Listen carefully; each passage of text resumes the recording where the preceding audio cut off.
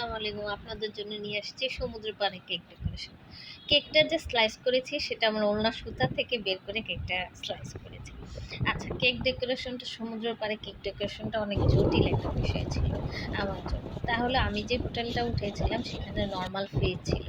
দেখা গেছে আমি ক্রিমটা রেখেছি, ক্রিমটা গেছে গলে। তারপরে ক্রিমটা বিট করেছি, বিট করার পরে ক্রিমটা ওরকম স্টেপ যে একটা হবে সেটা আর হয়নি।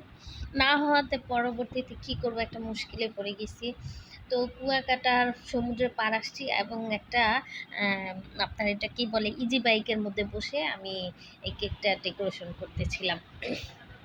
তো ও ও আমার খুব অনেক দিনের শখ যে কেক ডেকোরেশন করব সমুদ্রের পাড়ে যেয়ে। তো সেই শখটা পূরণ করতে যেয়ে আল্লাহ আমি একটা মুশকিলেই পড়ে গেলাম। তো দেখা গেছে যাই হোক, আমি এই কেক ডেকোরেশনে আমি যে আমার মেয়ের যে তুলিটা, এই এই আইশ্যাডোর তুলি সেইটাকে ধুয়ে তারপরে আমি সেই এত কিছু মানে কেক ডেকোরেশন করার জন্য এত কিছু নিয়ে যাওয়া লাগবে সেটাও আমি একটা মানে এত বাচ্চাদের কাপড় চোপড় তার মধ্যে কেক ডেকোরেশন করার জন্য এইগুলো নিয়ে যাবো, একটু ঝামেলায় পড়ে গেছি। পরে ওই তুলিটা দিয়ে একটু কাজ করেছিলাম, মনে করছিলাম ড্রয়িং থিম কেকটা বানাবো সমুদ্রের একটা ইয়া।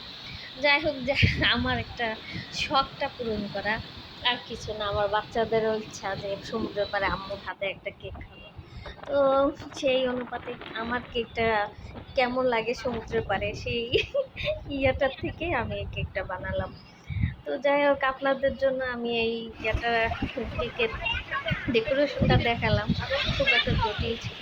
কেকটা খেতে কেমন লাগছে? ভালো লাগছে আলহামদুলিল্লাহ।